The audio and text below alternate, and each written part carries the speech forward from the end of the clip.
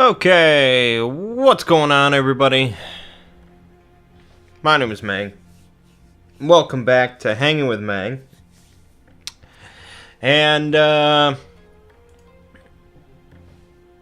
today we're playing Shadow Tactics. Shadow Tactics Blades of the Shogun, which came out, I don't know. I don't remember. I've already played through it once, a little while back. Getting back into it, playing on hardcore mode now. It's kind of like Commandos and that style of game, but in ancient, not ancient, but old school Japan with ninjas and samurai and stuff like that. And it's really good. It's really good and really fun. And each level takes like 2 hours to do, but it's fun. I like it.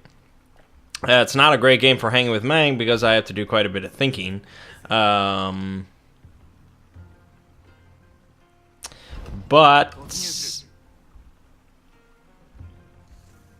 it is fun. Anyways, so yeah, this week on the channel. On this channel, we had some Oblivion, which has been good. Modded Oblivion is good stuff, and we also had Echo, which, like I said, I don't think it's a very long game, so I'm probably somewhere closing in on the home stretch. I'm not sure exactly, but I think so.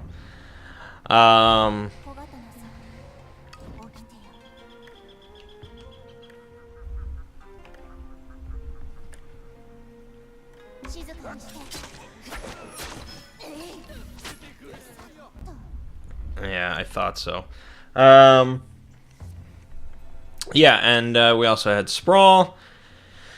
And I think that's about it. Cuphead is starting tonight. Probably tonight I'm going to start a stream of Cuphead. Looking forward to that. I'm hearing good things. Although I hear it's pretty difficult, but we'll see how it goes. Yeah, I guess that's pretty much about it. That's the plan.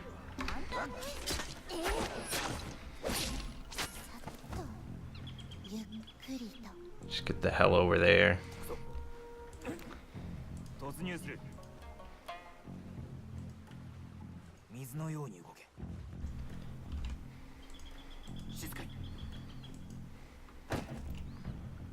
Okay, I think we're good.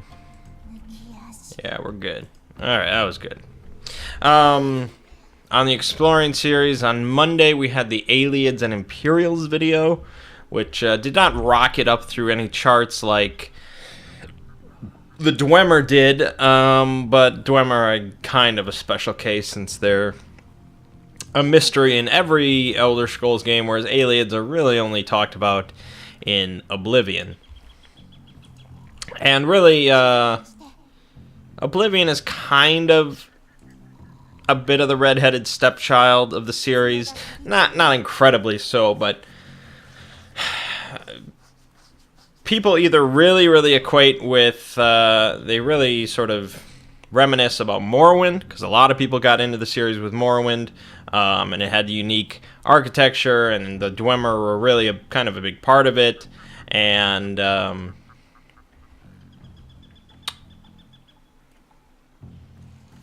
yeah. Or people really equate with Skyrim, because that was sort of pretty much when the series went really mainstream, and we brought in a lot of people into the series, and so people like Nords and Snow Elves, even though my Snow Elves video is not that big, because they're not a huge part of the game, and people like Dragon, and Skyrim is kind of, it's a little generic, but Oblivion was kind of generic too. Anyways, I don't know what I'm talking about.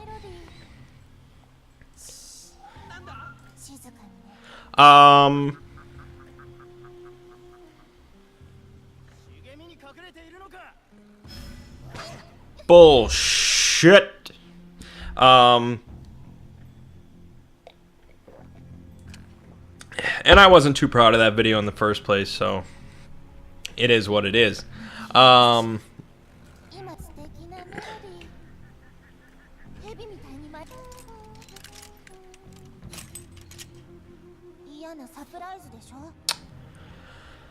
This week, then, I worked on the Argonians, which actually, you know, I did not know a whole lot about Argonians.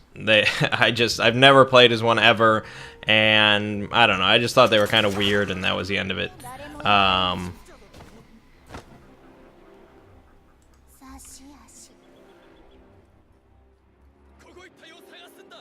Yeah, it's not ideal. And so, yeah, it was interesting to research them. It was definitely interesting. Learned a few things, and I thought I put together a pretty good video. I think people will be happy with it. I don't know how popular Argonian's in. I really don't have a great gauge of popular races or the popularity of races among the fan base. There really hasn't been like some super mega poll. There's been a lot of little polls on the... He's going to see it again. Yeah. There's been a lot of little polls on Bethesda's forums and stuff like that where people are like, oh, who's your favorite race and blah, blah, blah. And usually the results are fairly consistent, even though it's only like a couple hundred people. I don't know if it's the same couple hundred people every time. Again, it's a small sample size. But usually, like, Dunmer are kind of at the top of the list, and Nords are up there again because this is where people kind of come into the series. Bretons are pretty high. I don't know why. That kind of surprised me. And the fact that Argonians were really high also surprised me. Argonians and Khajiit are also both in the top 5. Orcs are generally the least popular, which I was not surprised by.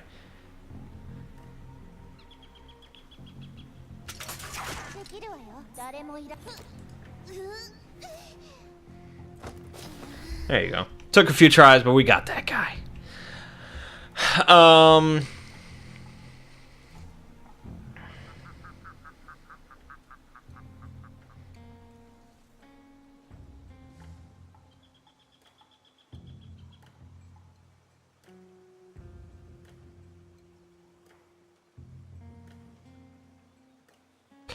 That's not gonna work. I have to lure this guy. Which is shit, because this guy's sightline is very long, and I couldn't catch him in there. So, I'm sure I've done this before, but I don't remember what. I might... Yeah, if I could lure that guy back there, that would be my best bet. Alright, we'll get started on that. Whoop. Big sightlines. Anyways, so yeah, Argonians. That it'll probably end up being a decently popular one. I would be surprised if it went really huge, but I thought it was a good one. I rarely think of videos are good, so that's tricky. I think I'm gonna need the Rock for this one. The Rock. Dwayne "The Rock" Johnson. It's funny, like, this guy, one of the main things that I use him for is throwing a rock, which you'd think any character could do, but no, that's his special ability, is he can throw a rock. Yeah, I mean, yeah, he can also throw shurikens, and he's just a good standard character, but throwing a rock...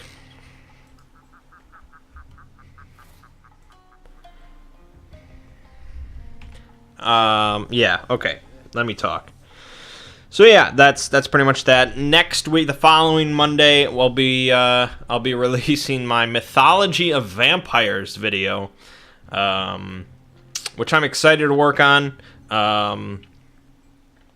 Vampires you know, among all the sort of fantasy creatures and stuff like that, vampires have never been my favorite. But one of my favorite D&D characters is a vampire. Blade is like one of my favorite comic book characters. I have seen a number of vampire films. I even went and watched the original Dracula movie, which I do not watch any old school movies, and I wasn't really a big fan of it, but the fact that I went out of my way to watch it, you know, I like vampires a decent bit. And I think vampires have gotten sort of a rough treatment in recent years, mostly thanks to Twilight. And so this video is going to be like the ancient mythology, like the early Romanian and I don't know, like Polish and Slovakia, I don't know, all these sort of old school mythologies about vampires and the old school myths, which will be pretty interesting. And then I'll sort of move into sort of modern eras and sort of talk about the evolution of vampires, which is you know, Bram Stoker is obviously a huge part of that. And then drifting into the real modern stuff with, you know, movies and television shows, anime, you know, World of Darkness, stuff like that. So it should be a pretty interesting video. I'm excited to work on it. And shit, his rock does not go where it needs to be.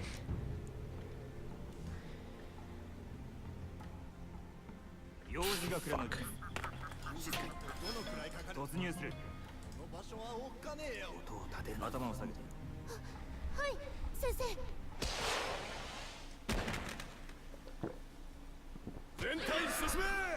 Oh, yeah. All I had to do was get to this statue. I should read the objectives a bit closer. I was ready to kill them all. Yeah. So I'm looking forward to that video. I'm doing 2 videos for October that are spooky, and I think since there's 5 Mondays in October, I think, you know, the second one is going to be the vampires, and then I think I'm going to do 2 more Elder Scrolls stuff, and then the final Monday in October, which is the 30th, I'll do another spooky one. I think that works out better. And yeah, I'm going to put up another Patreon poll to decide the other one. It might be Mythology of Werewolves or something like that, but we'll see. There's so many of those that I want. Like, I have a big list of stuff that I want to do. If we're up to me, I'd probably pick the Jonestown Massacre, since that's a really interesting topic to me. There's a couple serial killers I wouldn't mind doing videos on. H.H. Holmes, Zodiac Killer. But mythology is pretty interesting, so I mean, yeah, I don't know. We'll see. Anyways, I guess that's about that for discussing videos.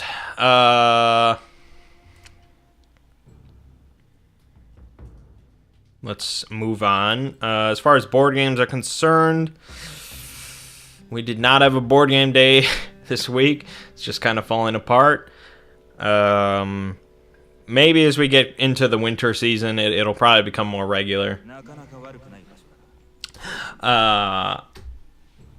My mom and I finished up Dunwich, the Dunwich Legacy, again for a second time in Arkham Horror. And we actually won this time. We got the good ending, which was really cool. It was really nice. Yeah, just great game. We've talked about that like every week. So we went back to Netrunner. We played 1 match of Netrunner this week. Still using just basic cards and things like that. And I did end up winning, but it was actually, it might have been one of the longest games we've ever played. Because I got down, as the Corp, I got down to like 2 cards remaining in my deck. Which, it's not like Hearthstone. Like, that should not happen, because if the corporation ever has to draw a card from their deck, and they cannot, the runner instantly wins. So milling strategies, I don't think have ever really worked out for runners. They generally just don't make many of those cards that forces the corp to draw.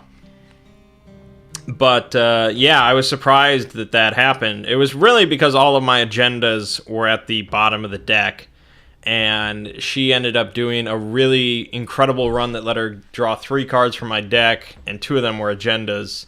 Both were 3 points. It was just really shitty shuffling on my part, I guess. I did end up barely managing to win, though.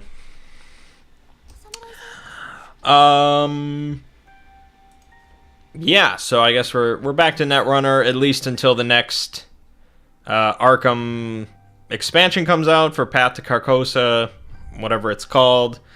And then that will last us, a few days, and then we'll be done with Arkham again. Because now we're just all caught up and waiting for new stuff.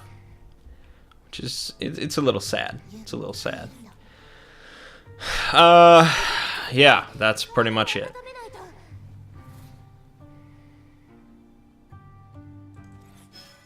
Oh. Yeah, that didn't work. I didn't see that guy up there. Alright, RPGs. I got plenty to say about RPGs.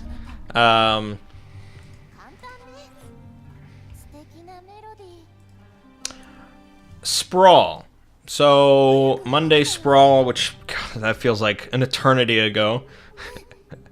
Monday Sprawl.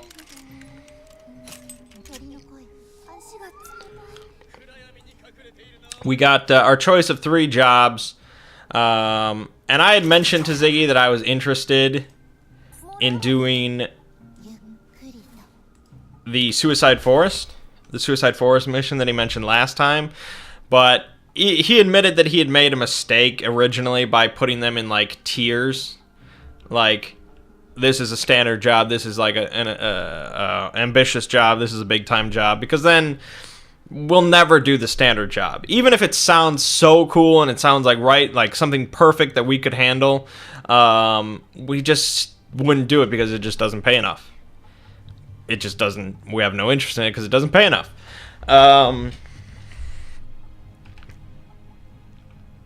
And so it kind of like nullified it, since he could come up with all these cool ideas for standard jobs, but it would never happen because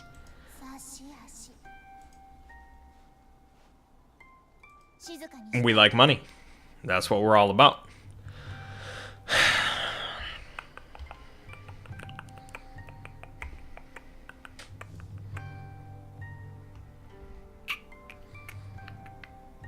Right here. But I have no safe zone. I would be dead in a second. So I had mentioned that to him, and so this week he removed the sort of tiers of jobs. He just gave us 3 job choices and let us decide. And he repeated, he came up with 2 new jobs, and then he kept the Suicide Forest one because I had mentioned that I wanted to do it. And he even said that the guy,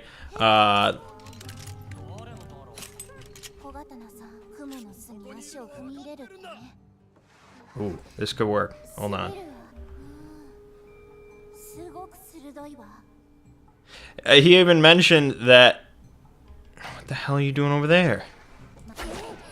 Get in there. There you go. See? Nice and clean. Perfect. The guy that was looking to hire people to escort him through the Suicide Forest was increasing the payment for the job because nobody had signed up to do it, and so he was willing to pay even more money because he really wanted it to get done. He really wanted the escort. And then, God, I don't even remember the ambitious job. I don't even remember what he said. I'm sorry. If we had played yesterday, I would have remembered, but this was a while ago. I don't remember the ambitious job, but it doesn't matter. We didn't do it. The big time job that he said was for someone to do sabotage on an orbital facility. So some sort of facility that's orbiting the Earth, which meant we would get to pretty much go into space. Not to a great degree, and I guess you could argue that the orbit isn't really space, but whatever. We would get into a rocket ship. And so Thomas and I were jonesing for that. We're like, yes, oh fuck yeah, space, yeah! That sounds awesome. But Phil just did a hard veto of it, and we have no idea why. He's just like, no, pick one of the other ones. We're not going into space. We're not doing it. Pick something else. And we're like, what is space? What? Why? What? But no space. Sorry, no space. It's like you have some, because he came from outer space in real life, because he's an alien, and so that's why he does not want to play in space in a game. We just don't know. We have no idea. So yeah, that was a bummer. We decided not to do that, and instead we went with the Suicide Forest.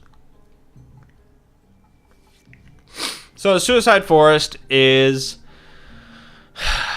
located near the base of Mount Fuji, and it's actually the Okigahara. I doubt I'm pronouncing that right, but that's what I refer to it as, the Okigahara.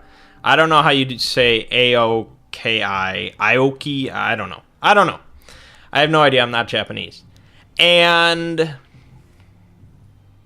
it's a forest pretty much that has gained a reputation for the number of suicides that occur there every year. It's like at least 100 documented suicides a year. It's pretty nuts. I think I talked about this last week where I said that, you know, if you're going to commit suicide in Japan, why would you do it anywhere else? And so the job was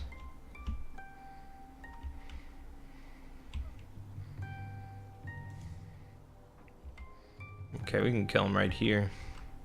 The job was that this guy was like a thrill seeker or something like that. He was one of those types of people that likes to go on exciting tours and blah, blah, blah. Ooh, I see. That's a conundrum. I can't catch just that guy. Fudge. And I can't get up anywhere. I can't get on up.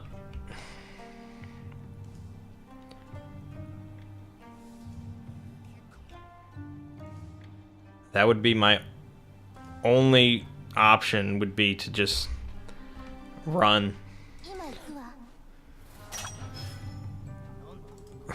Alright. It's not ideal, but we'll take it. So this guy wanted an escort through the forest, because he had this route placed out, but there's like bears in the forest, and there could be, you know, people looking to rob people and blah, blah, blah. And so he wanted an escort for him and 10 other people, 10 clients that were going along with him on this trip. So that's 3 of us escorting 11 civilians through a potentially hostile environment filled with dense forestry, bears, and possible ambush.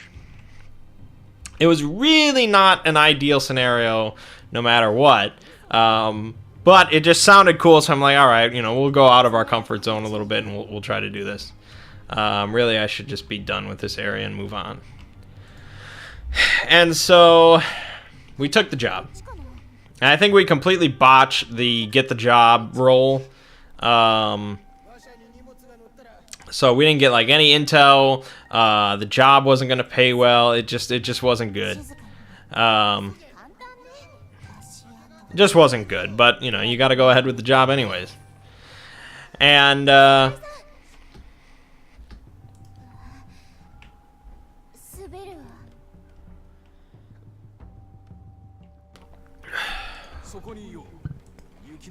so we went out. We bought some things. We bought some things that I thought might be useful. Like, one thing that I wanted was like a portable sort of barrier that I could put up to protect a group of people. And so Ziggy said there was this thing called a salvation shell that you can pretty much deploy as a one-time use, and a bubble would pretty much form around an area, and you know, with a group of people, and it would like anchor to the floor, and it would protect from like bullets and chemicals and fire and all sorts of stuff like that. Just a one-time use, and they're 2,500 each, but that's really not that bad considering I was trying to protect all these people. As it turns out, I only needed one, and I bought 3, and the job did not pay well at all, so I ended up, I think I ended up almost losing, or maybe even coming out just even on the job overall. It really wasn't great. So I bought 3 because I figured that's really cool and sounds good.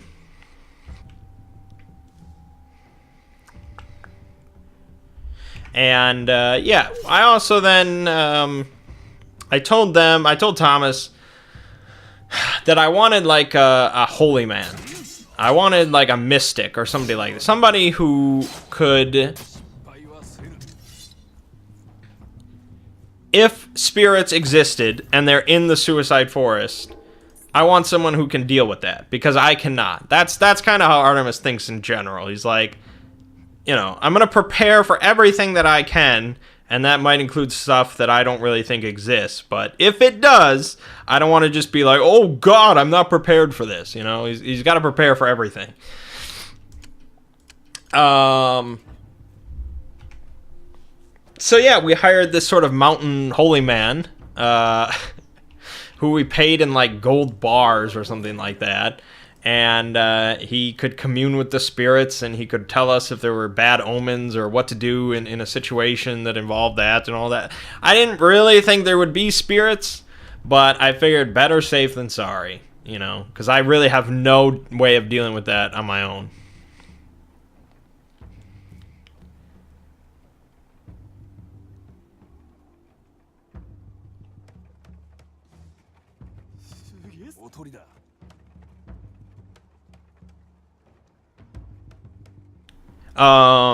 Yeah, so I also said that I was going to take the bear with, since we're in a forest. This is really not like a stealthy operation. You know, if something is going to attack, it's going to be pretty much unprovoked.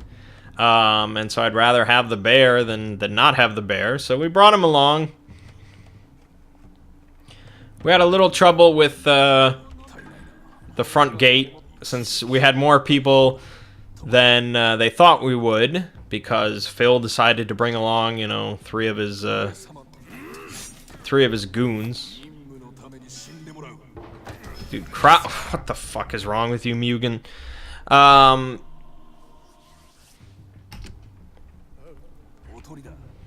He decided to bring along 3 of his goons, and it's like, I don't know if we need that, but all right, fine.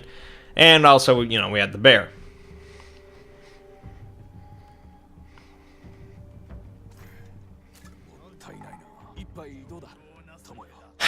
But we got into the forest and we began the escorting and all that. And while we were all doing this, you know, I'm reading about the suicide forest in real life. There you go. And it's a pretty fascinating place. I would really like to visit it at some point. It sounds really interesting, because there's like a lot of like old Shinto shrines in there, and they've got like an ice cave that's like just like pure ice on the inside, and a wind cave, and I don't even know what goes on in there, and it just sounds cool. And so we're going through, and this guy, right before we took the job, or right before we started the job, I was looking through like news articles on the Matrix about this guy that hired us and all that, see if there's anything shady about him or blah blah blah. And I do find one article from Australia where this guy led a thrill-seeking group, much like this one, into the outback or something like that. And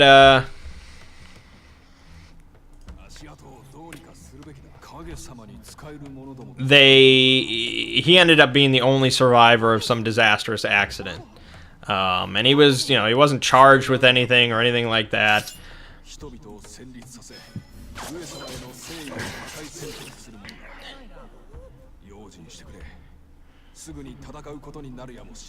But he was the only survivor, and it seems pretty shady.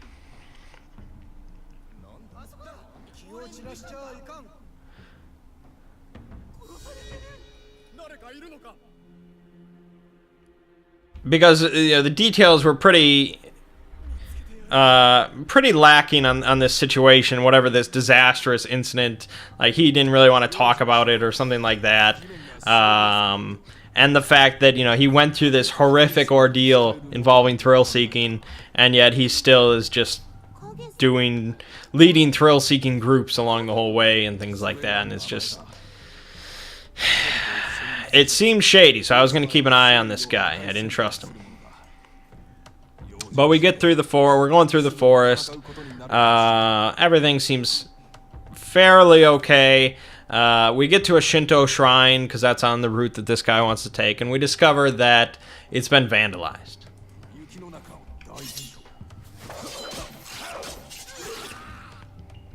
And this upsets the holy man. This is a really bad omen. And so I do my best to sort of repair the Shinto shrine. I wash off the graffiti, and I use glue to sort of repair the broken statue there, and blah, blah, blah. And he says that was, it was good. That definitely helps. Again, Artemis doesn't really believe in this at this point, but he just can't take risks like that, not on a job.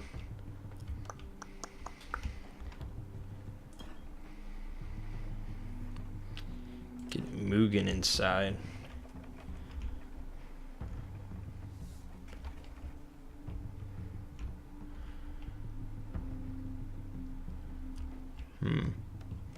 Tricky. And so,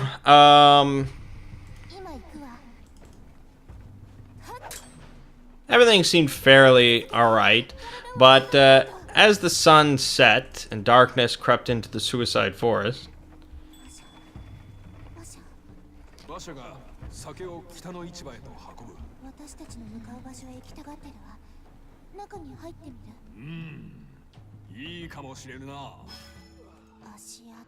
Sorry. Darkness fell, and from behind us... Well, actually, we encountered a dead body. Basically, like, the entire front half of him was just, like, scorched to a crisp, whereas the back half was relatively just untouched. It just seemed like some sort of... burning, some sort of technology or something that just was kind of unknown to us that caused this weird burning that didn't really like set his clothes on fire or anything like that. It just scorched the front half of him. And so he was pretty much completely unrecognizable, but his teeth were still intact, so I decided to take some pictures of him, and Thomas had a contact at the police department, and so we sent him over there to maybe he could get some dental records or something like that. Because that's what they do in television shows. So as night fell, we heard like these rapid footsteps from behind us. Okay? So I post up the bear behind us. He's got the minigun trained on, like, the path. And we see in the distance or something, like, this really haggard-looking guy, like, just running towards us. And I think he's yelling, like, oh, hell, he's going to catch me. Help me. Help me. And so through the speaker in the bear, I just, I shout, stop or you will be shot. And I repeat that a couple times, and he keeps running, so I just fire some shots, like, over his head. Just sort of into the tree line, close enough to kind of scare him. And so he's like, oh, God! And he changes direction, and he starts running off into the woods. So Phil sends one of his goons to go rescue him, to go grab him for questioning or something like that.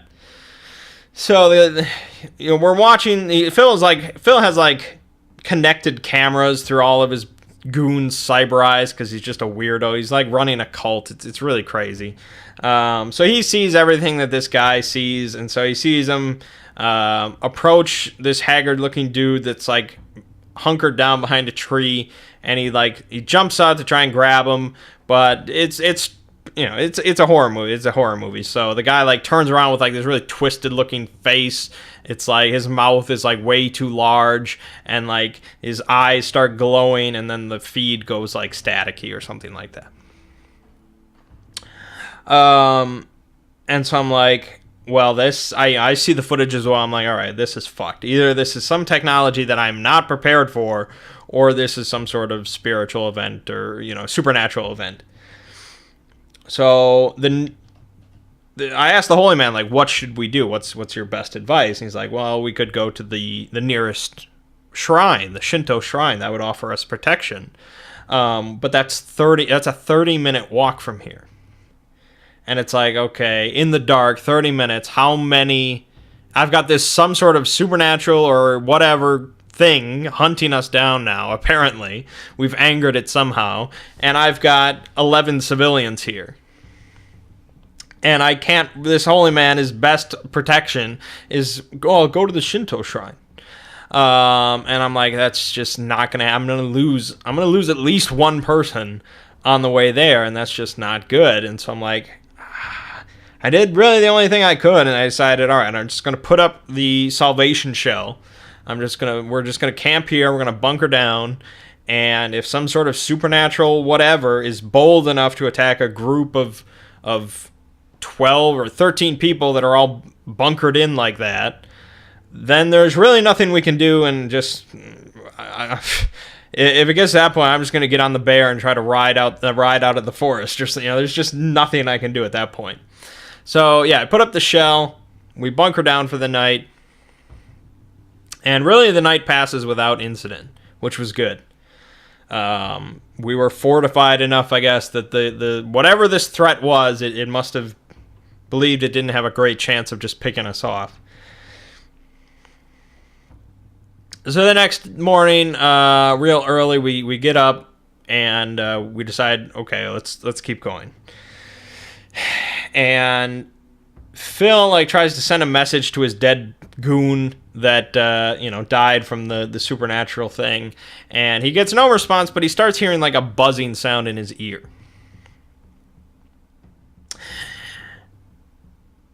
And so I check him out because he thinks it's something with his cyber eye or some sort of cybernetic problem. So I check him out. I don't really see anything wrong, but I start to hear a little bit of the buzzing too, and we figure out that it seems to be originating from the direction correlating to the ice cave, which was on the route that this guy was planning to go through. He wanted to visit the ice cave. And so I'm like, okay, whatever this threat is, it seems to be originating from the ice cave. So I tell the guy, I think the ice cave represents a significant threat to this group, and I think we should avoid it. And, he's a thrill seeker, but he's not suicidal, apparently. So he decides, to listen to his security team. So he tells the rest of the group that, okay, the ice cave is down for repairs. It's closed for repairs or maintenance or something like that. Unsafe conditions, and so it's closed and we can't go. It's like, all right, well, why are you going to argue with that? So we keep going, and we suddenly realize that we seem to be missing two of the group.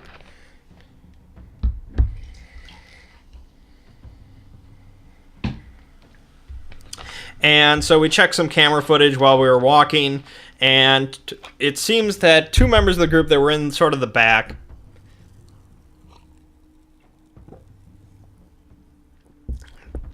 this sort of hand comes in from out of frame.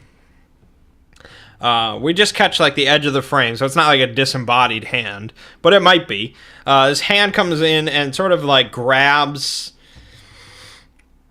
the back of their necks, I guess, in sort of an odd way, and they turn, and then they start walking in a different direction from the rest of the group. So it seemed kind of horror movie, supernatural, but you couldn't say for certain just based on this footage. But yeah, they apparently just started walking away from the rest of the group towards, of course, the ice caves. So again, we sit down and we're like, okay, well, we've lost 2 members of the group. Do we either just, accept that and keep moving without risking losing more of the group, or do we make an effort to go rescue the 2 that have apparently wandered off? And it sort of represented a bit of a split in the group's thinking as far as the security team, because at this point, Artemis, again, he wasn't fully convinced it was a supernatural threat, but it seemed like one to him.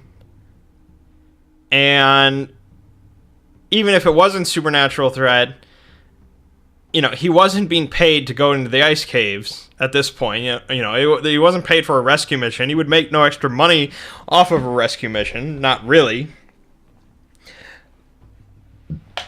It was a risk versus rewards thing, and it didn't seem worth it. Whereas the others did not think it was supernatural at all. They just thought, this is cyberpunk. It's got to be some sort of just tech or whatever, something like that. Which, yeah, cyberpunk is filled with tech. But technological horrors are definitely a thing. And in the future, who knows what sort of horrific things can be made in a lab or all sorts of stuff. Like, just because it's technological or sort of advanced biological in nature doesn't mean it's not supernatural. Anyways, so Phil decided to go with 2 of his goons towards the ice caves to do a rescue mission, while the rest of us just sort of waited there. So he goes in, and he gets to the ice caves, and he finds the 2 people in the group that wandered off. He finds them both just standing at the entrance to the caves, just like staring into the caves. Okay, and so he approaches them from behind, so all he sees is like the back of their heads. And so Phil is just a no-nonsense killer, apparently, so he just guns both of them down. So he must have been pretty spooked. Instead of just saying, hey, are you guys all right? He just guns them both down. I guess you could say his character was spooked by what happened to the other guy that saw the twisted face and died or whatever. So he just guns him down. Okay, threat eliminated. But there is some sort of weird pull from this cave. And so he almost gets sort of lured in as well. And one of his goons does get lured in. And starts, approaching the entrance of the caves. Like, hey, boss, come on. We should check out these caves. And so Phil is just not having any of that. And so he decides to gun him down as well. They, loot the bodies, and then they rush out of there. They figured, job well done. They've been rescued. So he comes back. He tells us not exactly what happened, but, he tells us that they're gone. We heard gunshots, so, we can put 2 and 2 together. And so we're like, all right, they're gone. Just let's accept what has happened and just get out of here. And so we finish off the tour by going to the base of Mount Fuji for a photo opportunity. And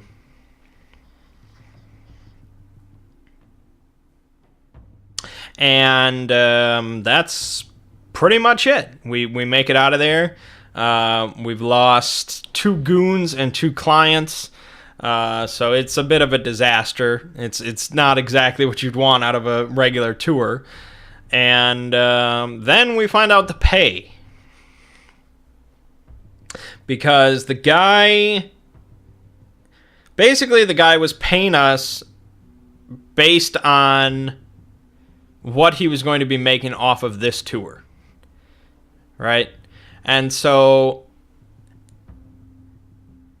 he talked to Thomas secretively throughout the tour. His plan was to just rob all of the guests of their cred sticks, their valuable cred sticks, which still seems a little odd to me. Cred sticks in Shadowrun, at least, are owned by like the really poor people that don't have a bank account, which is rare. Like real poor people that's all they can deal with because they don't have a sin, which is really for poor people or criminals. Criminals deal in cred sticks.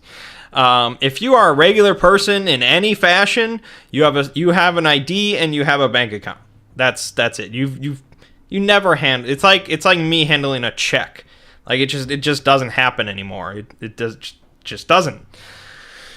I know there are people that deal with checks and there are people that deal with cred sticks and Shadowrun and stuff, but it doesn't normally happen. So the fact that all these wealthy tourists are all handling cred sticks just doesn't make much sense.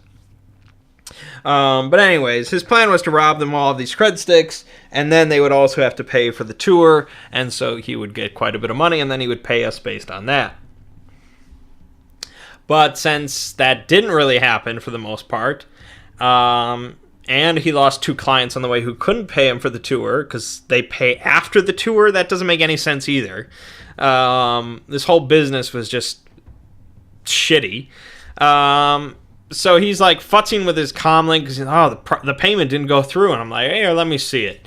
And so I end up fixing his comlink and discovering that he was planning to pay us $27,000 or something like that out of the total $48,000 that he made for the job. I'm like, wow, that seems pretty small. So I changed the payment that he's sending us to $36,000, which I thought was more fair.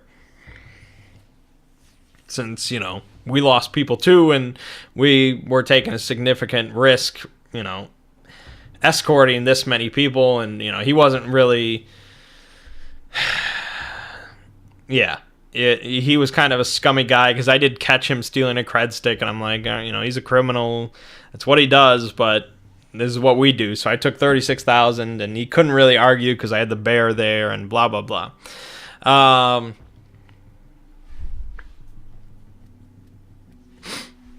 And so then he, obviously he wasn't happy with it, and so he accused Phil of collecting the cred sticks from the dead bodies from the other clients. And so Phil, he's like, fine. And so he loaded up the cred sticks onto one of his burner comlinks or something like that, and he gave the guy the comlink with the money on it. And so I'm like, Thomas and I are like, what the hell are you doing? Why would you give away money like that? That's really strange. He's like, yeah, but now I have a GPS tracker for this guy, and I'm going to track him down. And I'm like, okay. So he ends up tracking this guy down, or so he thinks. Basically, this guy realized what was happening, and so he pretty much lured Phil into an ambush with, this 8-foot-tall Terminator dude. This pure cyborg guy with a machine gun and made of just titanium and shit like that. So Phil just walks into this hotel room, and suddenly there's just a Terminator there. And so he tries to cut him down with his sword, but his sword breaks. And he has his last goon, his only remaining goon that he has. He has him come around the other side of the hotel and fire into the hotel room. To try and kill this cyborg, which doesn't really work, and so his last goon dies, and so Phil makes the smart decision of just running out of there and driving away, but now he's definitely a wanted man by this corporation that this guy works for, because he does work for a corporation. He's just a thrill seeker on the side. Meanwhile, Thomas has opened his American-style rub house, restaurant and massage parlor, where every meal has a Hollywood ending, which is an inside joke, because at the bistro theater that we go to, they show advertisements for the new Bistroplex, which is not a good experience, but they show advertisements for it all the time. And so this guy is talking about how, you get the movie and you have the meal and we have professional chefs and blah, blah, blah. And he's like, the Bistroplex where every meal has a Hollywood ending. And so I think I was the first one that brought it up. It was like, what the hell does that mean? Why does my meal have a Hollywood ending? What are they trying to say? It's so ambiguous. Is it explosive? I think what they're getting at is the fact that, you know, you eat the meal and then you're still watching the movie, and so the movie obviously has a Hollywood ending, I guess, because it's from Hollywood. So your meal eventually ends with a Hollywood ending because of the movie. I guess that's what they're saying, but it just sounds so terrible when you say every meal has a Hollywood ending. So we took Hollywood ending to mean the most immature sexual thing. So now he has a massage parlor with, instead of happy endings, you get Hollywood endings. Anyways, so he had his grand opening, and along the way, he apparently pissed off some local gangers, some gang members, and so they were coming one night to just trash his whole place. They were just going to shoot it up and all sorts of stuff. And so he called me to help him out. He's like, I got these gangers coming over tonight. They're going to come around closing time, and they're just going to mess up the place. Can you help me? And I'm like, yeah, I can handle that. Weird supernatural stuff in the forest, that's a little tricky, but this is fine.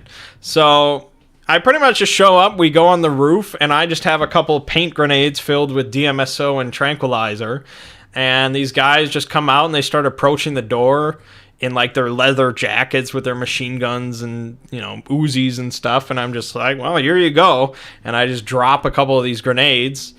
And then they're like scrambling, and they try to get behind their cars, and I just lob this perfect grenade that just splashes a bunch more of them. And so, yeah, we knocked out like 6 of them. I think 2 more were just shot dead. And I think a couple got away, but that's fine. They'll know not to mess with us, or they'll just come back in full force. Either way. And so we decided this was a perfect opportunity for me to take a couple hostages. Not hostages,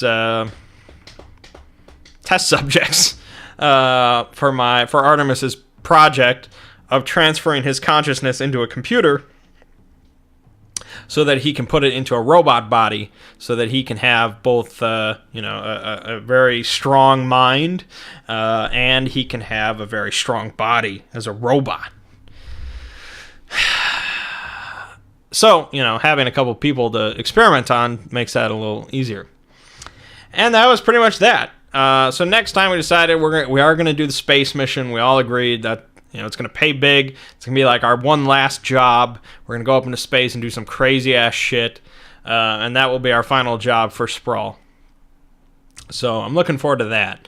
I think then after we finish Sprawl, we're going to do a couple Call of Cthulhu one-shots for October, because October is the best month, and so might as well do some horror-ish stuff for October, and then after that I will start Warhammer again.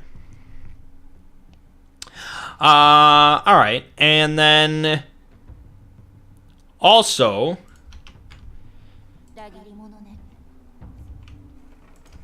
Dungeons and Dragons. So recently I've been talking about RPGs a lot, and I've been reading a lot about RPGs and all that. I've been like, yeah, RPGs, they rock. They're cool. I really want to just play a lot of them. And so I went on Roll20,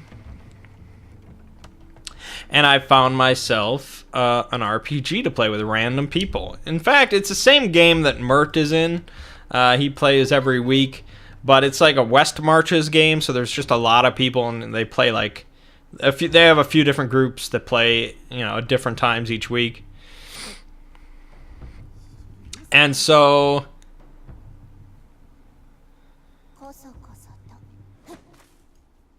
I did not get into Mert's group. I got into some other group, and I was joined by Henry, who has been playing with me for a while with other RPGs. And so we had our first session last Sunday. And so I'm like, okay, I want to be like, I don't want to just go in and start sabotaging things or anything like that. I don't want to play like one of my asshole-ish kind of characters. I want to try to play normally. So I rolled up Orion, who's kind of like, he's pretty much Artemis's twin from a different dimension, but he's a bit more morally ambiguous. I can be a little bit more loose with him if need be. But he's a Scion, and we're playing Dungeons & Dragons 4th edition. And so, you know, I'm playing with random people, so I figured, okay, I'm going to be fairly quiet the first session. I'm not really going to jump in and things like that, especially since it's not a new game. That's the thing. That's really kind of a trippy thing. Kind of something I would say is a negative.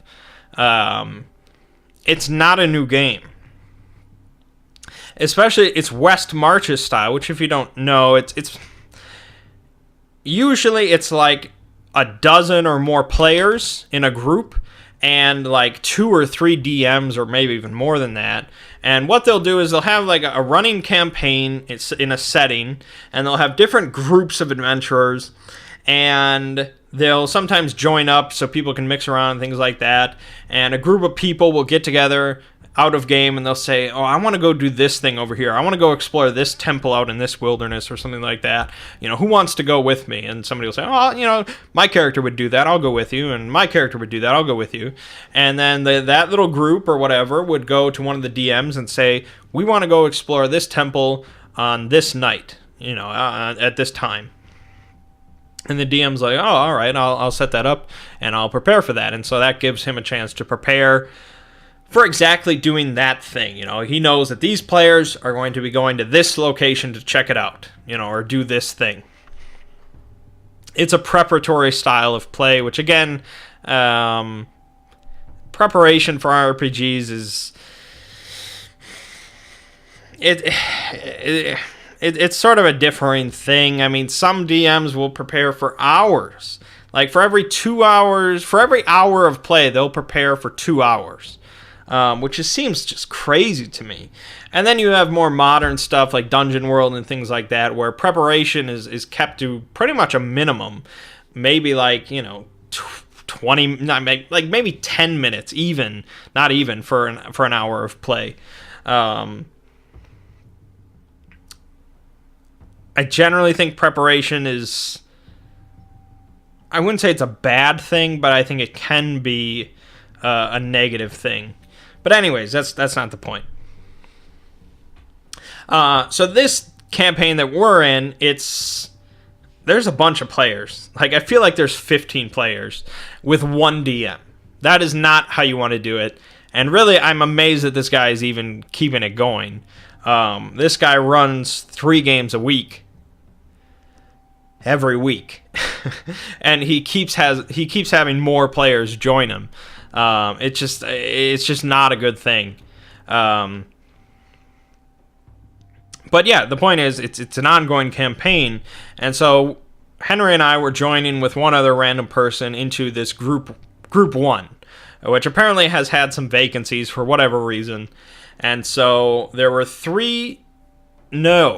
4 players in group 1 at the time, and 3 new people were coming in, so 7 players. I was one of 7 players last Sunday. And the real problem is joining an ongoing campaign like that, which was a first for me. I've never joined an ongoing campaign, ever. I've always been at the start. So this was really strange because the 4 players had a lot of prior knowledge. Like, they had dealt with these characters before and dealt with these enemies before. They knew stuff about the setting, and they had all this information. Whereas me and Henry, like, we literally knew nothing. Really.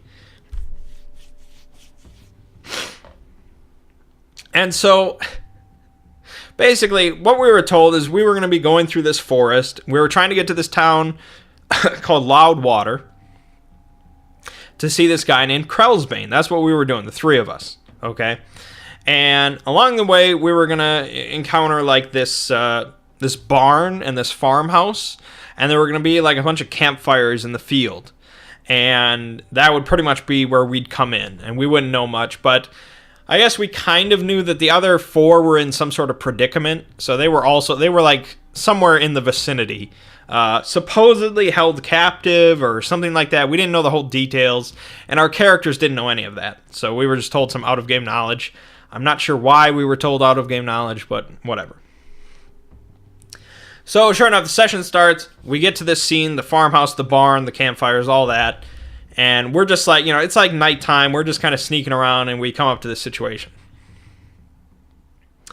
And So, the DM is starting by kind of splitting the two groups, but not really. It's not a 50-50 split. It's like 90-10. He's really mainly focusing on the group inside the barn because those are his players that he's been playing with, prior. So they were in the middle of a situation, whereas we're just some weird newcomers that are just arriving on the scene. So anyways, we sort of sneak up closer to this barn behind some big boulders and things like that. And we hear some like shuffling noises from inside the barn, and we see like figures moving around inside the barn. And like the third member of our new group, who was playing a female barbarian with big boobs, which I hope tells you some sort of indicator of the age and maturity of the player.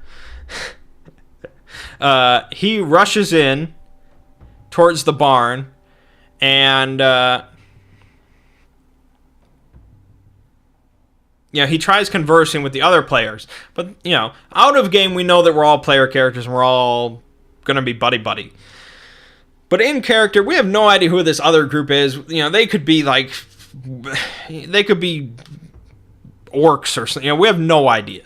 We just see shadowy figures moving around. So this guy runs over towards the barn, and he tries talking to them and tries convincing them he's a friend and blah, blah, blah. When suddenly a gnoll arrives on the scene.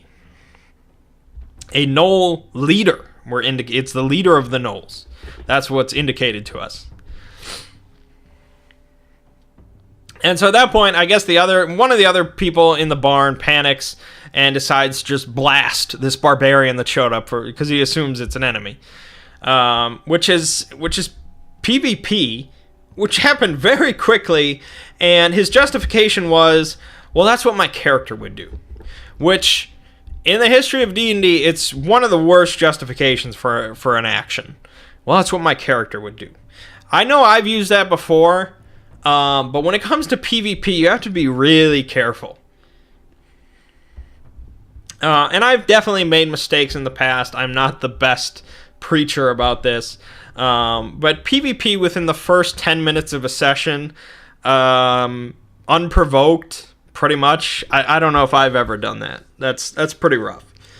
Just because, well, it's what my character would do. Like, you're off to a real negative start.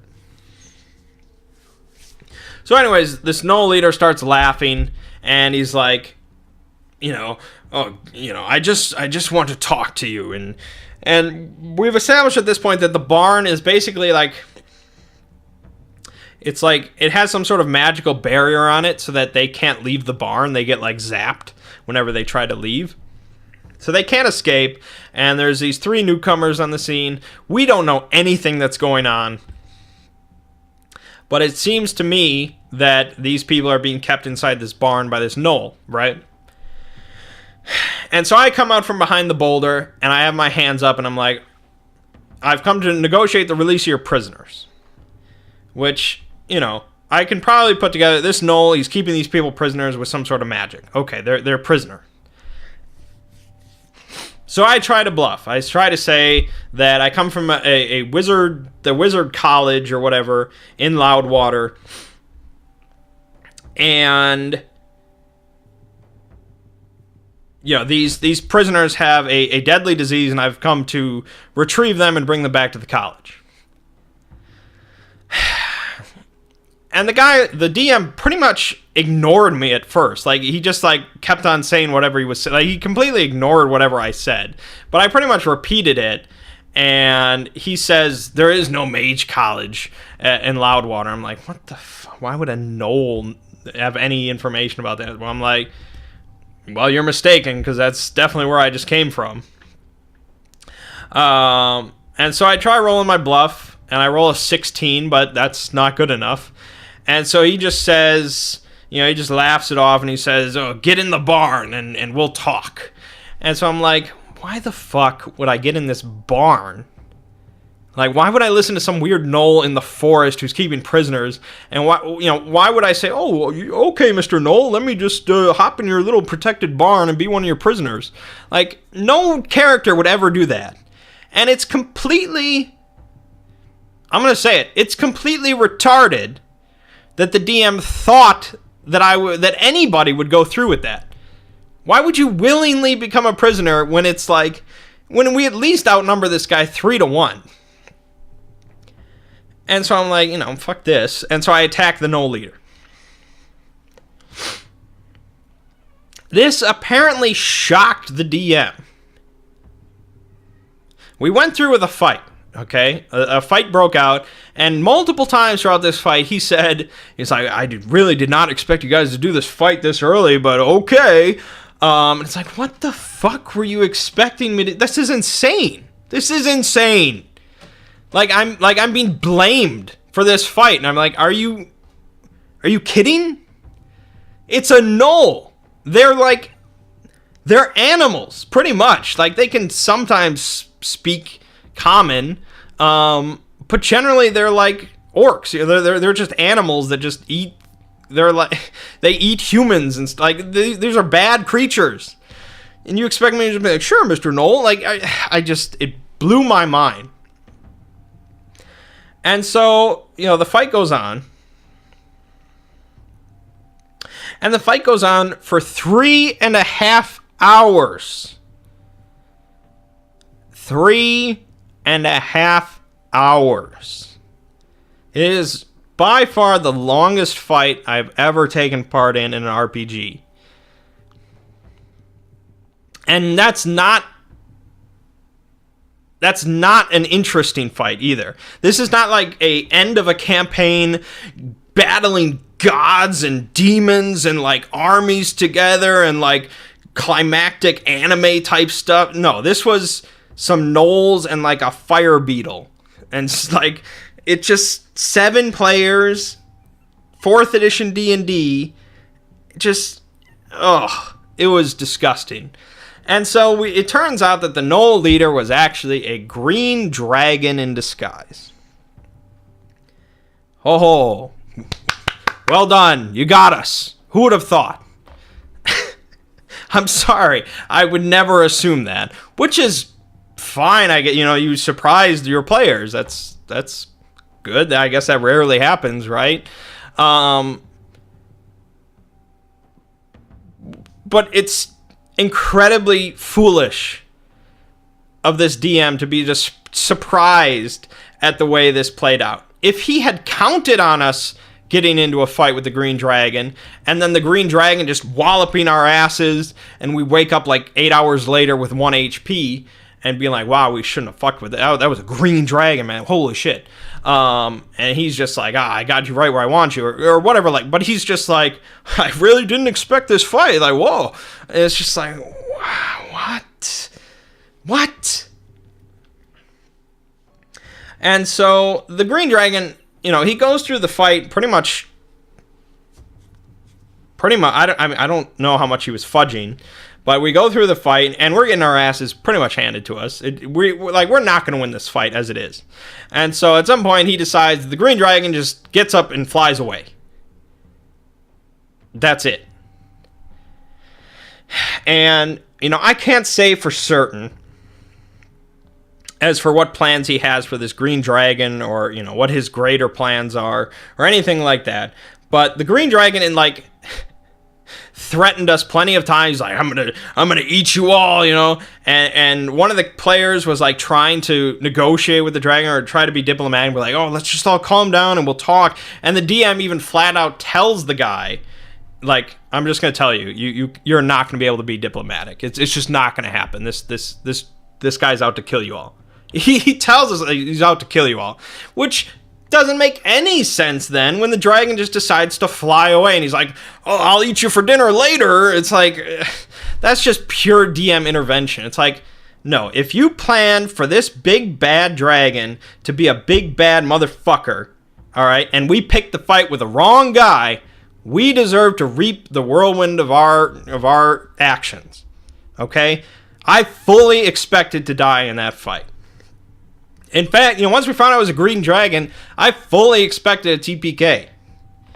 Because that's what we deserve. Like, it's stupid. It shouldn't have happened.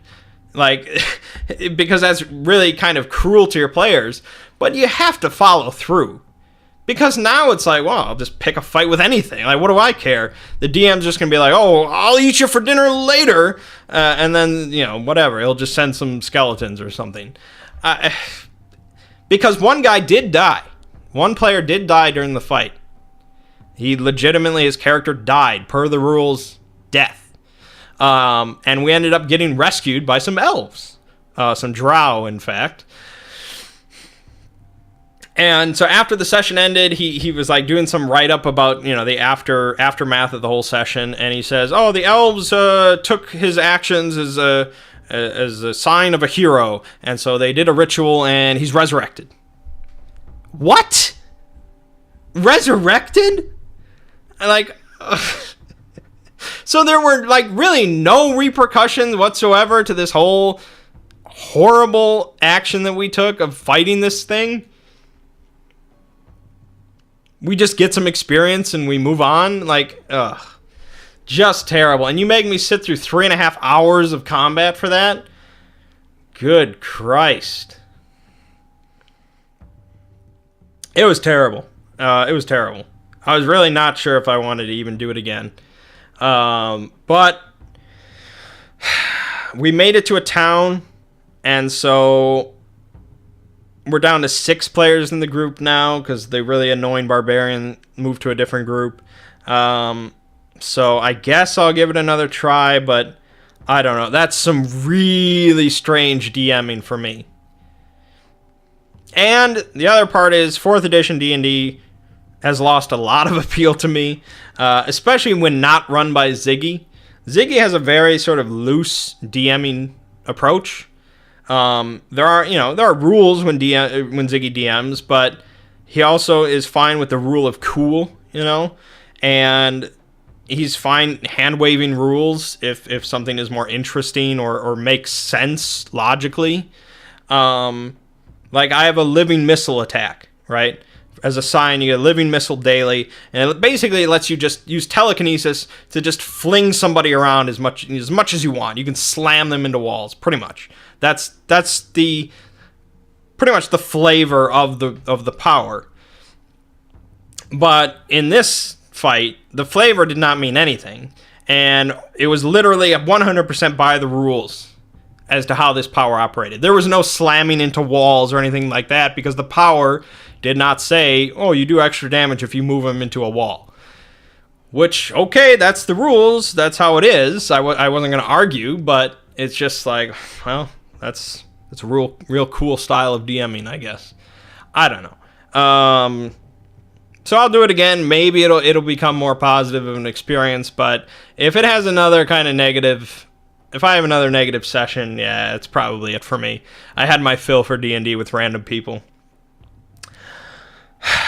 Yeah, and the other players were like, oh man, I blame Orion. I blame Orion for that whole fight. Like, he started it. It was like, what the fuck? Were you there? Were you in the same session as me? And apparently they had seen this Knoll leader before, because I guess in the prior session, they were attacked by some weird bug creatures, and this guy showed up, this Knoll leader, and they blacked out, and they ended up in his barn, so I guess they think that he rescued them. But I don't know that. That was not told to me. My character doesn't know that, and I don't know that. So I just encounter a Knoll in the forest, a forest filled with Knolls, and I see that he's taking people prisoner. Jesus Christ. Anyways, I guess that's about it. I had my friend's wedding this weekend. I was a groomsman in my friend's wedding. I ended up getting like the most drunk that I've ever been, so that wasn't... apparently when I drink a lot, I skip right over the fun drunk, and I go right to the really woozy, dizzy drunk. So it really wasn't a great experience. But I did discover I really like rum, so that's good. Alright, so check out the Argonians video tomorrow on the Exploring series.